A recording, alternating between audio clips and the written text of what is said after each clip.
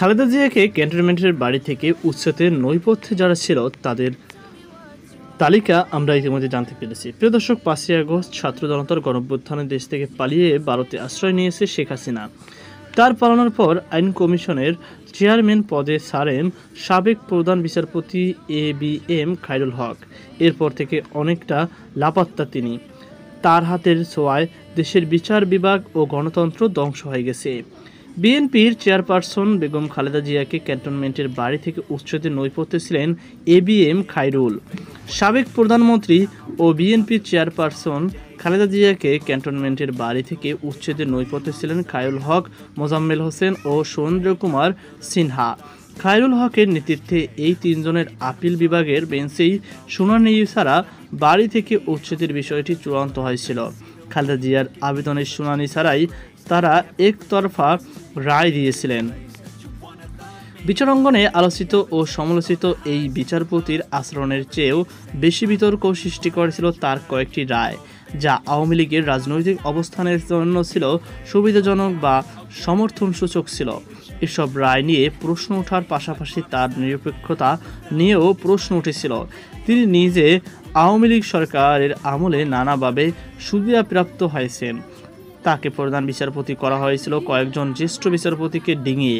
প্রধান বিচারপতি থাকাকালেও ত্রাণ তহবিলের টাকা গ্রহণ করে নিজের চিকিৎসা করে সমালোচিত হয়েছিলেন তিনি।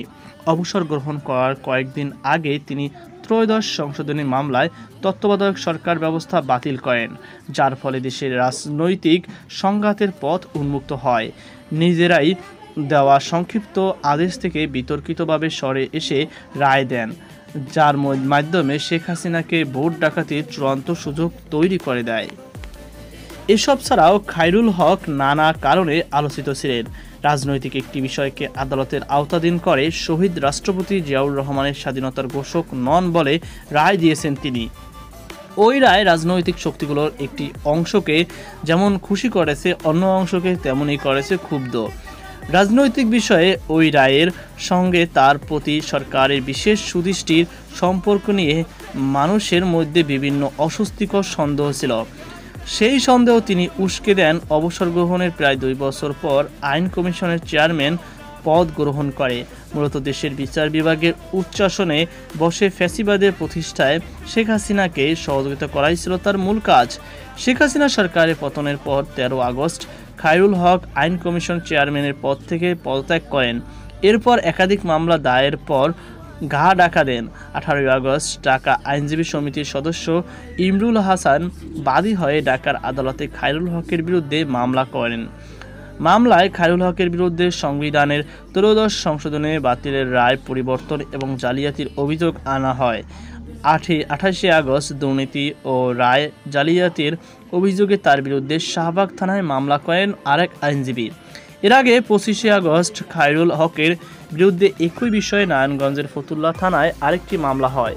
তাকে গ্রেপ্তার ও শাস্তির দাবি সুপ্রিম কোর্টে বিক্ষোভ সমাবেশ করেছে জাতীয়তাবাদী আইনজীবী ফোরাম সহ বিভিন্ন সংগঠন।